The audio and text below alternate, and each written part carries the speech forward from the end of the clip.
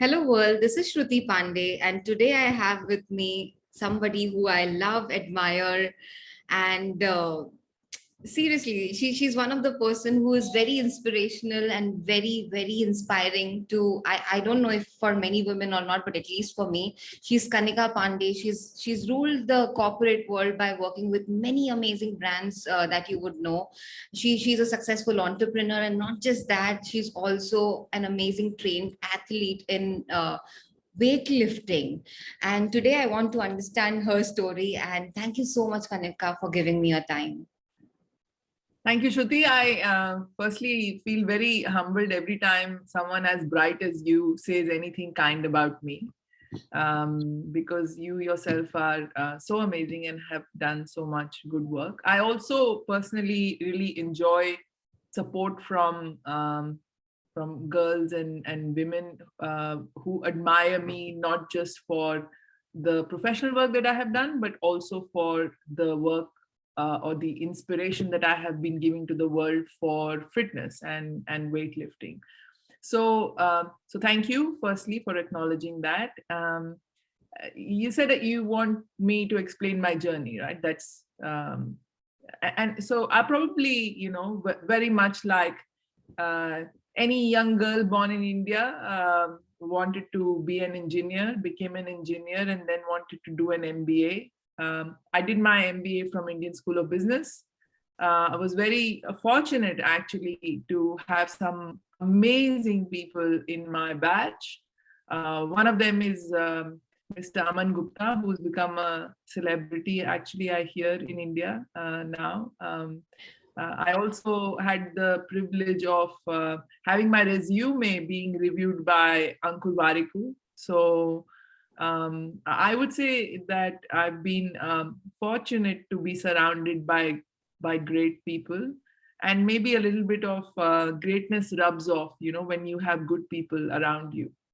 So my first rule usually is to surround yourself with good people, and then great things happen. I moved to Australia 2011. It's 10 years now. I'm an Australian citizen. And the last 6 years I spent with another set of amazing people. I spent the last 6 years with Israeli startups. So I worked with, well, the American companies now, really large companies now, but I worked with some amazing founders from Tel Aviv, Iran Yaniv from Perfecto Mobile, and Gil Siva, who's the CEO of Applitools, but the entire Applitools team were kind of shaped me, and shaped my journey, because I was kind of a unicorn. I'm an engineer. I can manage people. I can sell. So you don't know where to, fit someone like me. And startups are a good place for someone who really wants to explore what they're all about.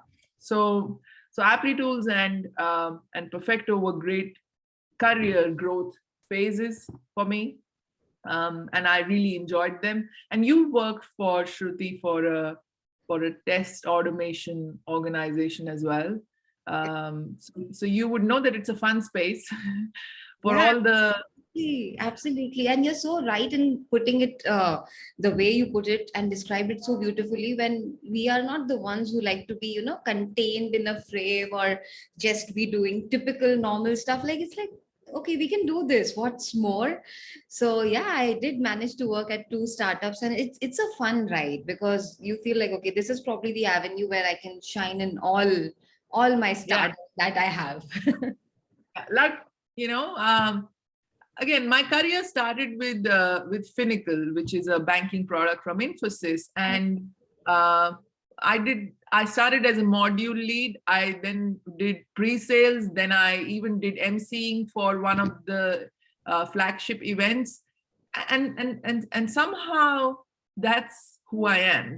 And one thing I will tell you, that became even more clear to me in the last couple of years that each one of us need to identify and connect to our story. Yeah. A lot of times we look at, wow, she's done so well. Why did I not do that? Oh, wow, that guy is doing so well. Oh, I've not done that. Each one of us have our own unique story. And that's the most beautiful thing about life, you know? And when you start creating your story, your journey, then everything becomes unique, you know? Yeah. It's like yesterday, I was at the first Melbourne bash of Antler VC, and I'm going to start in their cohort very soon. And it's very exciting, but I would have never imagined doing that um, 10 years back. And life led me to where I am today. So I just feel that we have our own stories, and my story is of an ordinary girl who just kept following small little dreams. And one of the dreams that happened in 2019 to me was when I was in a CrossFit gym in Melbourne, and I saw a 50-ish-year-old woman lift 60 kilos above her head in a training session. She goes and cleans it, and she goes jerks it, and the woman next to me says, "Do you know how old she is?" And I'm like, "No." She's like 53, I guess. And I was like, wow, insane. And that was a myth breaking time in my head. I had just turned 35 and I started feeling, oh, I'm old. And I was like, I'm not old. Like, like I'm 18 years behind her. And if for anything else, I'm not as strong as she is. And I don't know if anyone's watched this thing on Netflix. It's called Hustle. He says obsession can beat talent multiple times. I got obsessed with weightlifting, very much like I am obsessed today with making the world a healthier place. And I just got, discipline and diligence and everything else that I have developed over years, put that into weightlifting. So for just so that Shruti, the first time I lifted, I couldn't lift even like 8 kilos above my head straight, because in 2003 I had met with a accident, which I even describe in my book, where my shoulder had got dislocated, and I had multiple injuries in my body. So I couldn't even lift 8 kilos above my head. Plus, I had a hunch, like my shoulders would never be straight back. They would always like be hunched, which happens to a lot of us who sit like this on the laptop, right? Right. So I had to do like heaps of stuff to get to where I am. And in my last competition, where I was able to lift 49 kilos above my head, it was amazing. It was insane to I'm still chasing my goals, but to go from not being able to lift anything to lift on a competition platform 49 kilos on clean and jerk was pretty amazing for me. How much how much are you supposed to weigh yourself to hold that thing up? Well, yeah, so in weightlifting, we've got weight categories. So I'm in the 71 kilo weight category. And you would be surprised, Shruti, and this is what I love about weightlifting. I have women friends. I've got, women and men who do weightlifting, but I get more inspired with girls and women who lift like 1.5 times their body weight or 2 times their body weight. And this is another exciting thing about weightlifting, that it's not just how strong you are, there is technique involved, So there is technique involved in doing it. And again, I'm very fortunate to have one of the best coaches in Australia as my coach. So it's interesting. And again, I can keep talking about it, but I wrote a book, and it's called Stronger Than Yesterday. The book is a summary of my journey. It also gives you a way to create your journey, so you can actually use the book to write your own path to transformation. Do you And have that book around somewhere? Can you just show it to us? Because it's got really amazing pic of yours on it. yes, I don't have a physical copy myself, thanks to Amazon, which has not, which is launched in Australia. But I'm very sure I can find a digital copy, and you can probably paste it in the link after the video is uploaded. Yes. Do that for you. And I feel it's very, very inspiring and very humbling experience to read such a thing, because I remember when I was growing up, and my dad would make me and my younger brother watch movies like a Rocky or a Rambo, and there came a point where I was watching Rocky 3, and I was like, oh my god, I just love boxing. So I was still very girly in the sense that I wanted a red punching bag with the matching red gloves, but I was like, wow, Papa, I want to do this. And I think my father started to feel that, okay, why is she getting into boxing and all of that? And the Rocky movie was then banned in my household, only to be resumed years later. But maybe, who knows, after this inspirational conversation with you, I would think about doing something on it. Well, like I got inspired with this woman who was lifting, and I didn't even know her. Sure. Sometimes inspiration does not need to come from people that you know. You don't need to get inspired by a cousin who has come first in class, or get inspired by your batchmate who's just got funding for their startup. You can get inspired by anything. It goes back to your values in life. So courage and strength was always one of my values, having some amazing women, including my mother, who's a very strong person around me. So Shruti, if you enable my sharing, I'll share something, and then we can quickly talk about a few things that I really want people watching the video to know when it comes to their health. So that's the book. It's available on Notion Press, as well as available on Amazon. In India at the moment, it's still not available in Australia. My dad has 10 copies. And if anyone over here, Shruti, responds and answers the next question I will ask in your comments, I'll be happy to send a free copy to that person. So the question, and I'm not going to answer it on the chat, is which Indian weightlifter recently got a silver medal in the Olympics? So if anyone... it can't be me, right? It has to be somebody else. So if people respond on comments and give the answer, you let me know, and we will organize a book for them. So sweet of you. Sure. That's all right. As long as they are honest and they've not Googled the answer, they knew about it, because it's not happening real time. Right. Yeah, that is a prerequisite. And yeah, that's a fair ask, right? Like, why not?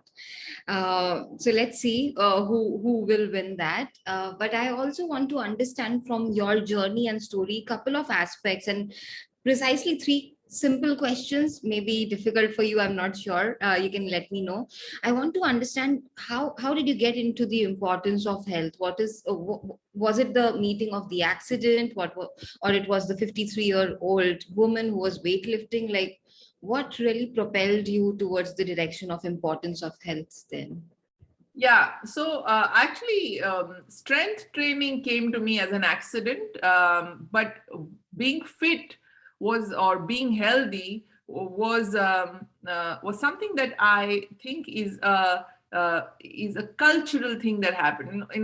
Everyone around me in Australia at that time was focusing on being healthy, and it just so happened that I was with the people who were taking care of their bodies, and I was like, oh well, I've put on like 15 kilos of weight in the last 1 year. Maybe it's time to lose that. So like everyone else, my journey started with weight loss. So I had put on, I had gained a lot of weight, and I wanted to lose it. In order to lose it, I did lots of things, and one day I ended up in a CrossFit gym. Again, in my book, I write a lot about the importance of trying a lot of things rather than settling on one. Usually people go from, I'll lose 10 kilos of weight by a crash diet, and then I will put it back, and they go, in a sine wave in that journey. Right. But I realized that that's very boring, like once, why can't I figure out a lifestyle which I enjoy and still remain healthy? And that was a journey, really, because it's not just about how much you exercise, but it's about understanding what you should eat, not on a good day, but what you should eat on a bad day. And also it comes the importance of mind and mindfulness, because when you're living a really busy and stressful life, a lot of times you don't overeat because you don't know that overeating is bad. You overeat because you can't control your mind. Yes. So being mindful about eating, exercise, managing your energy, all that learning came just with this one curiosity, that why do I need to always go in the cycle of gaining weight and losing weight and gaining weight? That's not normal. So if anyone thinks that that's normal, that's not normal. Normal is when you live a normal lifestyle that allows you to be healthy. A lifestyle where whatever you eat, your life will allow you to digest that food, use that energy for what you have to do. And I tell a lot of my friends, age gracefully. You don't want to reach an age where you can't sleep without pills. You don't want to reach an age where if you had to lift a jar from the kitchen shelf, you can't raise your hand without pain. Or if you had to bend and touch your toe, you have a back issue going on over there. And it may look, you look fairly fit to me, so you may think Kanika is making this up, but i No. have I have met people who find it really hard to move their bodies as they grow older, because they don't take care of it. So what's really important is Hmm. to appreciate and understand, uh, the most important thing in life is your mental and physical health. Yeah, If absolutely. you have that, you can take care of anything, any issue, any challenge is all in your control. Absolutely. You remind me of one episode which in my life, like 2015, I suffered a slip disc. And it was hardly 3.5 years into me being in the corporate or IT world. And I remember the orthopedic saying it's an occupational hazard. I was like, are you serious? Like, this can't be an occupational hazard. He's like, yeah, you guys are always sitting, the posture isn't right, you don't get sunlight. And it sounded like that was the new normal, but you're absolutely right, this is not normal. Like, normal is when you're healthy, you're fit, and you can do your things on your own even while you're getting old, which makes a lot of sense. And I want to Yeah. understand two more important aspects from you, because I'm pretty sure some young girls or even women would be looking up to for some more inspiration from a person or persona like yourself. I want to understand, there is this fancy term they have these days about strong independent woman. So utilizing that tag, I want to understand, how have you managed to be strong and independent both in your personal and professional life? Is there any mantra? Is there any hack, secret, or anything at all which you can share with us? Yeah. So firstly, strong is the new beautiful. That's one thing that I told myself many years back. And I've valued being strong mentally and physically a lot as a virtue.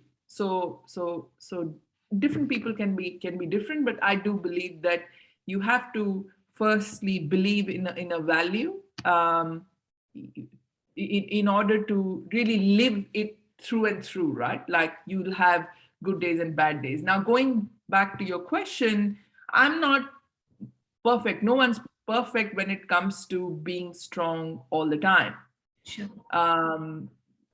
Being strong and independent, which essentially means being able to control yourself and your ability to do things, really comes for me from my physical and mental health.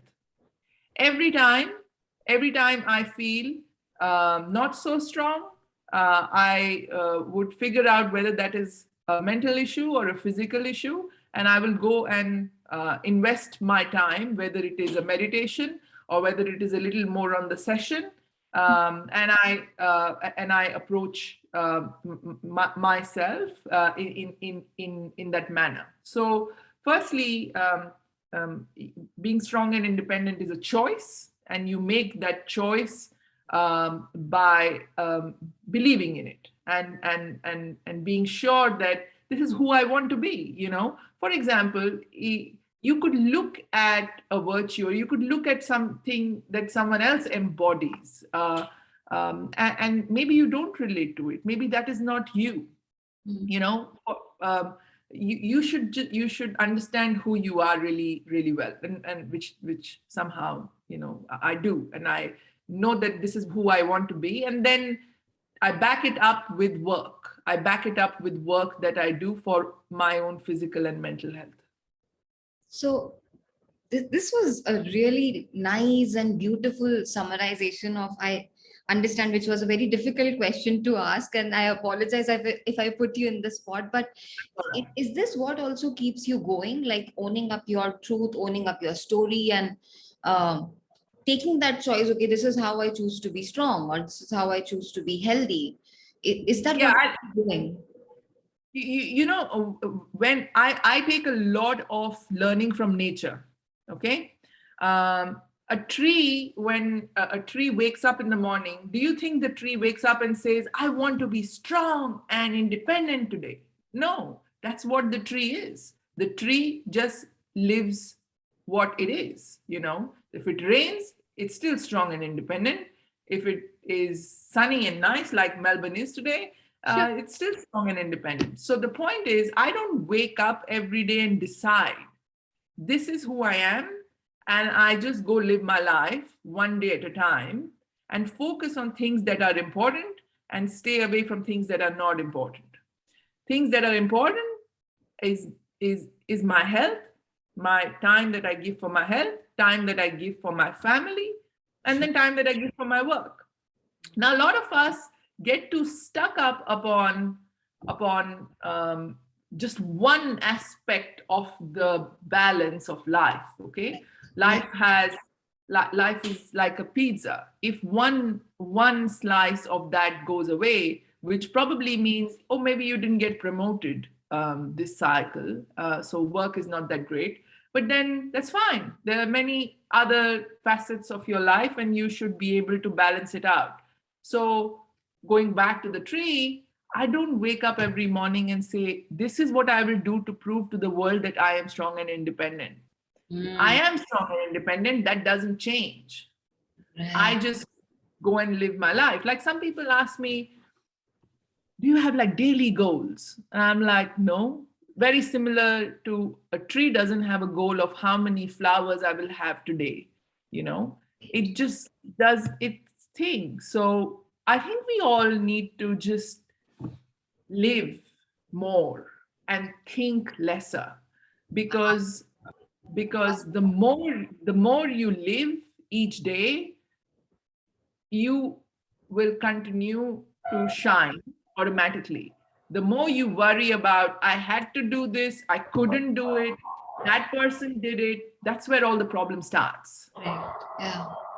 Wow, you put such a difficult thing so simply, that start living and stop thinking, because that makes total sense. Every day we get up, there is maybe also social media adding to, some people's Yes. anxiety, where they are like, oh my God, they switched to this company, they got this designation, they are doing this so great, oh my God, this title and stuff like that. So we should maybe really stop comparing and just see of who we are. And also reiterating from your previous answers, where you very nicely mentioned, like, why should I try to, you didn't use the word imitate, but it's like, why do you want to imitate someone else's story or journey? Rather just choose yours and live that.